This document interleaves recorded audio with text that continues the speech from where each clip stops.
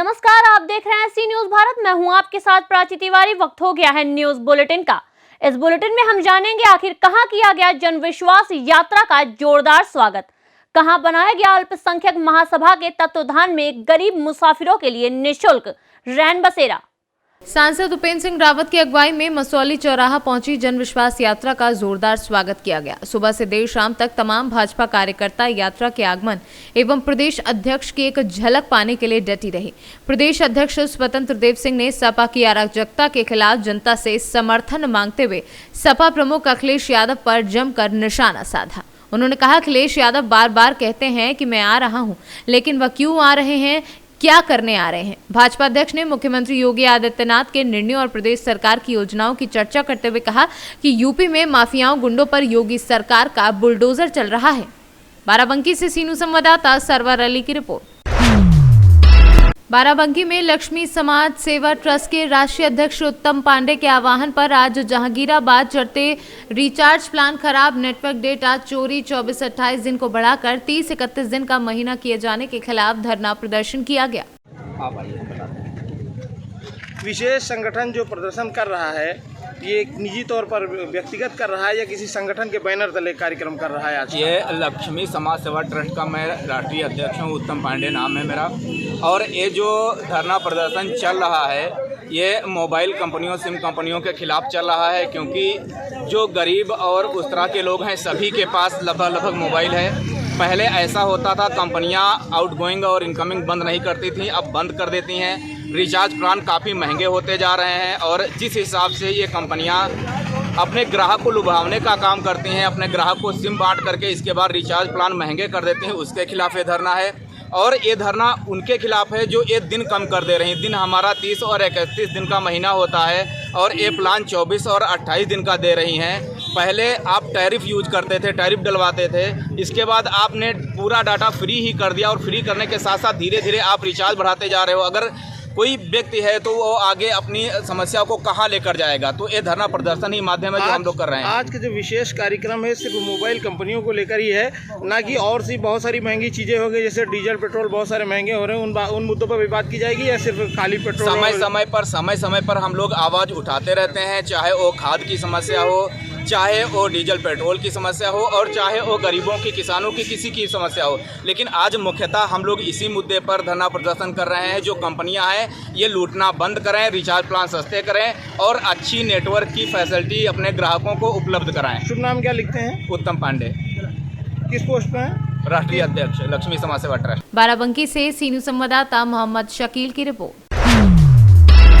झांसी में इंडियन शेख अब्बासी अल्पसंख्यक महासभा के तत्वाधान में कोतवाली क्षेत्र के पंचकुइया परिसर में गरीब मुसाफिरों के लिए निःशुल्क रैन बसेरे का शुभारंभ किया, जिसमें महासभा के राष्ट्रीय अध्यक्ष डॉक्टर जहीर अब्बासी एवं कांग्रेस के महानगर अध्यक्ष अरविंद वशिष्ठ ने फीता काट करके रैन बसेरे का शुभारंभ किया।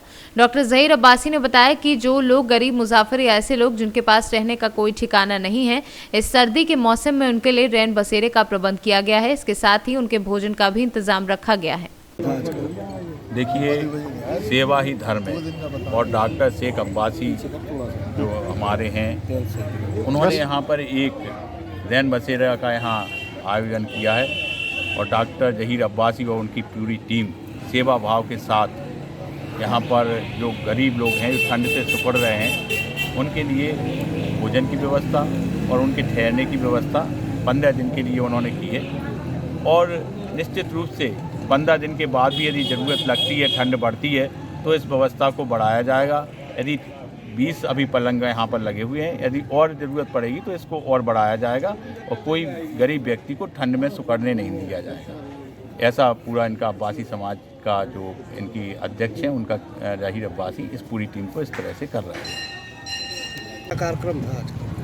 देखिए, जैसा कि आप सबको मालूम है कि अभी जो है पिछले 2-4 दिन से बहुत ही सर्दी तेज़ कड़ाके की पूरे उत्तर भारत में यहाँ अपने पड़ने लगी। बुंदेलखंड हमेशा काफ़ी ठंडा और ख़ासतौर से झांसी काफ़ी ठंडा क्षेत्र रहता है। उसी को देखते हुए हम देखते हैं कई हमारे बुजुर्ग, बहनें, माताएं और गरीब लोग जो हैं वो सर्दियों में उनके पास सर छुपाने के लिए जगह नहीं होती है, तो उसको ध्यान में रखते हुए आज इंडियन शेख अब्बासी अल्पसंख्यक महासभा द्वारा यहाँ पंचकुइया मंदिर प्रांगण में हम लोगों ने हिंदू मुस्लिम एकता और भाईचारे का एक उदाहरण प्रमाण देते हुए यहाँ पर रैन बसेरे का व्यवस्था की है, जो कि लगातार 15 दिन हम लोग यहाँ पे लोगों को रात्रि विश्राम की व्यवस्था हम लोगों ने यहाँ की है। और साथ ही साथ जो हमारे मुसाफिर जो बाहर से आते हैं उनके लिए यहाँ खाने का भी व्यवस्था हम लोगों ने की है। साथ रुकने के साथ साथ खाने की व्यवस्था की, उसी का आज हम लोगों ने यहाँ हमारे बड़े भाई अरविंद वशिष्ठ जी ने और हमारे मुमताज़ भाई, हमारे महासभा के तमाम लोगों ने, बबीली जी ने हमारे साथ आके आज इसका हम लोगों ने उद्घाटन किया है। आज से ये 15 दिन चलेगा और इसके बाद अगर हालात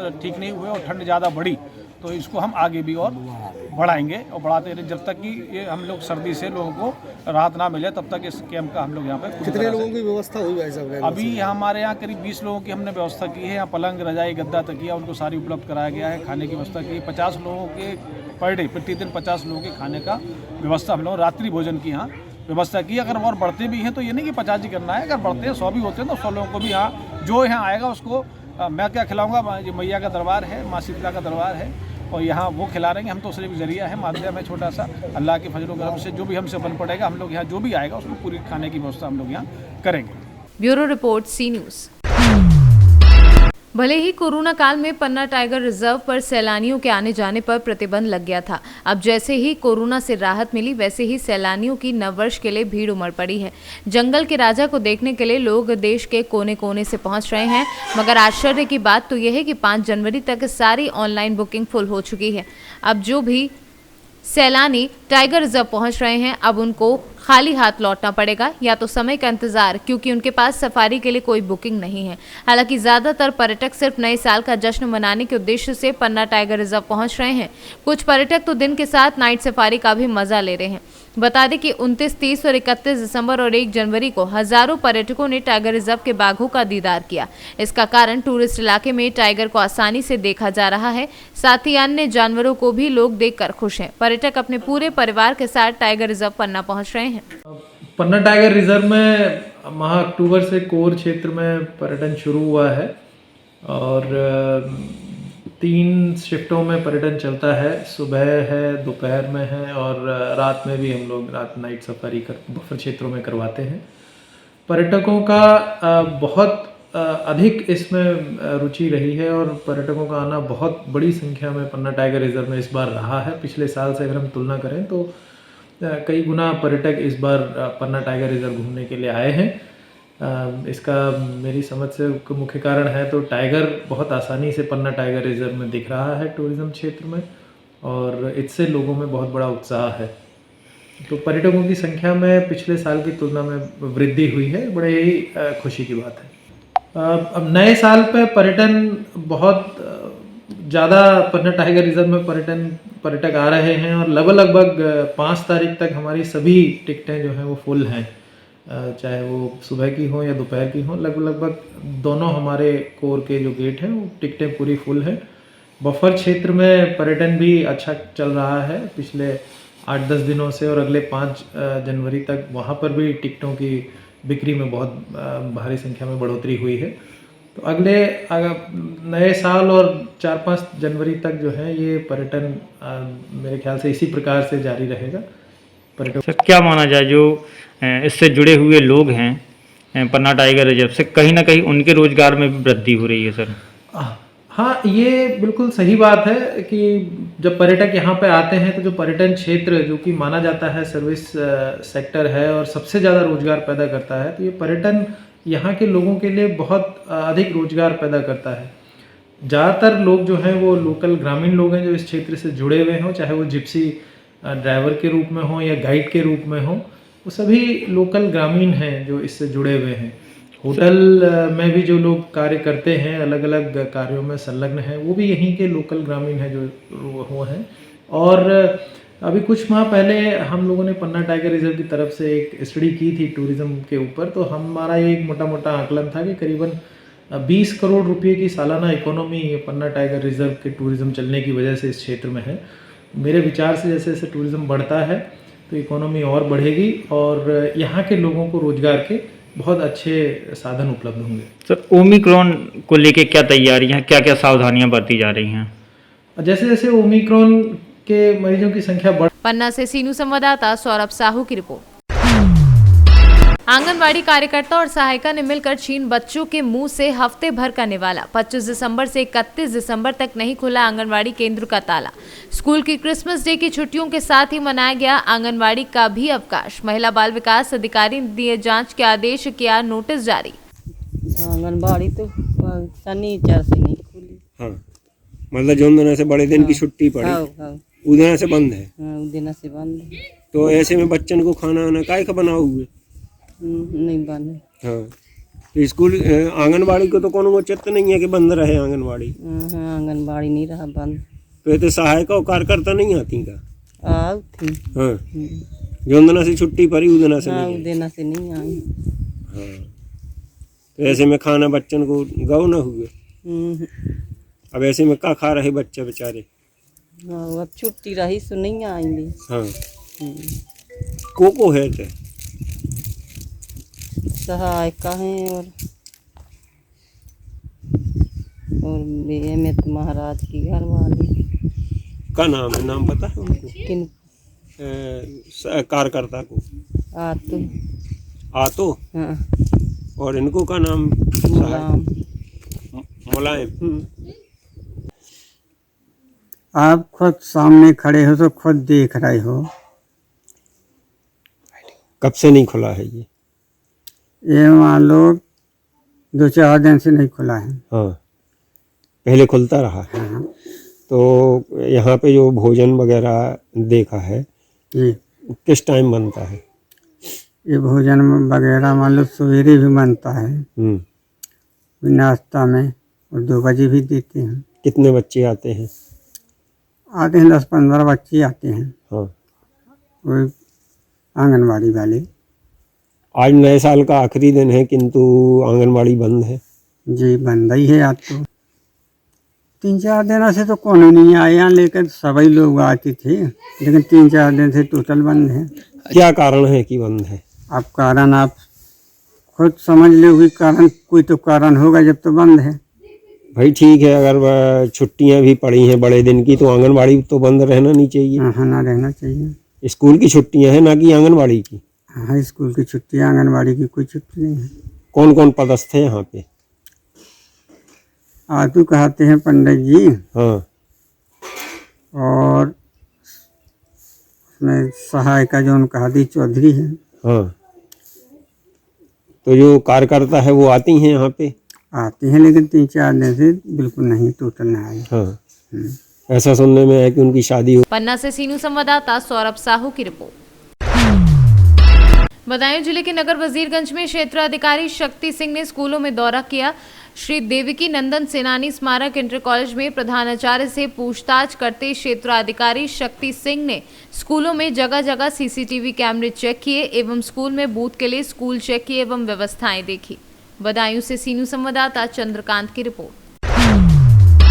बाराबंकी में अपने आवास पर पूर्व कैबिनेट मंत्री अरविंद सिंह गोप ने कार्यकर्ताओं व पदाधिकारियों को नए वर्ष की बधाई दी और कहा कि नया साल 2022 देश और प्रदेश की राजनीति में क्रांतिकारी परिवर्तन का होगा। जिस प्रकार ये साल बदल रहा है, इसी तरह 2022 में गरीब, मजदूर और किसानों, नौजवानों की अनदेखी करने वाली सरकार का तख्ता पलट जनता करेगी और अखिलेश यादव को प्रदेश की बागडोर सौंपेगी। जनपद के, प्रदेश के, देश के सभी कार्यकर्ताओं को समाजवादी पार्टी के क्या संदेश देना चाहते हैं नए वर्ष की बधाई में? ये जितने लोग हैं ये समाजवादी पार्टी की जान है। और मुझे यहाँ तक पहुँचाने में ऊपर वाले इनका सब थोड़ा योगदान है। हमने इन सबको नए साल की बधाई दी है। मैंने कहा तारीख जरूर बदल गई है, 21 गया 22 आया है, लेकिन असली काम है सरकार को बदलना है। मेरी ऊपर वाले से दुआ है, प्रार्थना है, जो सरकार गरीब, कमज़ोर, किसान की नहीं सुन रही है उस सरकार को हटना चाहिए। जो गरीब, किसान, नौजवान का नेता है, हम सब का नेता है, आदरणीय अखिलेश यादव जी के हाथ में बागडोर होनी चाहिए। मैं इन लोगों से अपील कर रहा हूँ, बड़े जिम्मेदार लोग हैं बाराबंकी जनपद के, ये यहाँ से संकल्प लेके जाएं कि हर गरीब, किसान, कमज़ोर, नौजवान की मदद करें, किसानों के साथ रहें और 2022 में चाहे जितना परिश्रम करना पड़े इस सरकार को हटा के समाजवादी पार्टी सरकार लाना अखिलेश जी को। बाराबंकी से सीनू संवाददाता मोहम्मद अरशद की रिपोर्ट।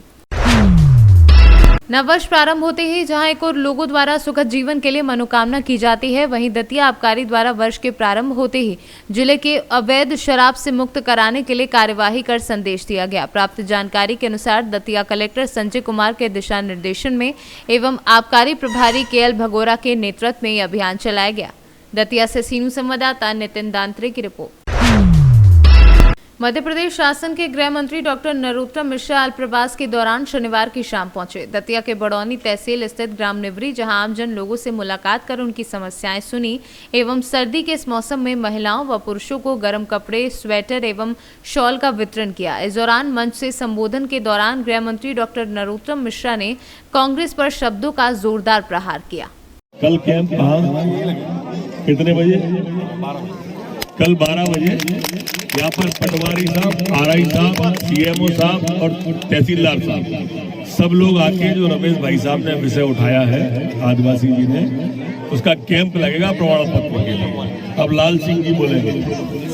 अरे बेटी को जरूरत 24 घंटे 8 पहर रात और दिन हमारी भारतीय जनता पार्टी का कार्यकर्ता आप सबके बीच में आके आपकी चिंता करता है और कोई न कोई जो आवश्यकता होती है उसकी पूर्ति करता है।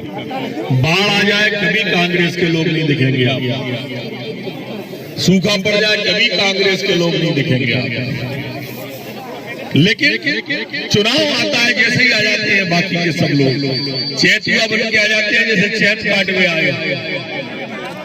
और इसलिए हम सबको ध्यान रखना चाहिए कि भारतीय जनता पार्टी का कार्यकर्ता ये हमेशा जनता के बीच रहता है, जनता की सेवा करता है। और प्रधानमंत्री जी भी अभी आए थे, आप में से कई लोग गए थे भोपाल, आपने देखा अभी कोई चुनाव नहीं, लेकिन हमारे मुख्यमंत्री शिवराज सिंह चौहान जी, प्रधानमंत्री नरेंद्र जी भाई मोदी जी हमेशा आप सबकी जनजाति के भाइयों की चिंता करते हैं, आपके बीच में रहते हैं और आपके लिए इतनी योजनाएं लाते हैं कि हमारे यहाँ कोई गरीब भूखा न है। सबको निःशुल्क इस लॉकडाउन के पीरियड में सबको निःशुल्क गेहूं, चावल, नमक सबको निःशुल्क दिया गया। आपको मिला कि नहीं मिला? हाँ बताओ तो जी। बहुत धन्यवाद। दतिया से सीनू संवाददाता नितिन दांत्रे की report. Sir Syed day Rahmani inter college Maudaha Hamirpur में मनाया गया। अलीगढ़ मुस्लिम यूनिवर्सिटी से पढ़ रहे डॉक्टर इंजीनियर मैनेजर ग्रेजुएट्स ने शिक्षा को बढ़ावा देने और पूरे मौदहा के सभी स्कूलों एवं बांदा के मेधावी छात्र छात्राओं की हौसला अफजाई के लिए सर सैयद डे प्रोग्राम का आयोजन किया।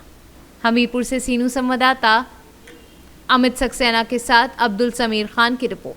फिलहाल इन न्यूज बुलेटिन में केवल इतना ही। देश दुनिया की तमाम बड़ी खबरों से जुड़े रहने के लिए देखते रहिए सी न्यूज भारत।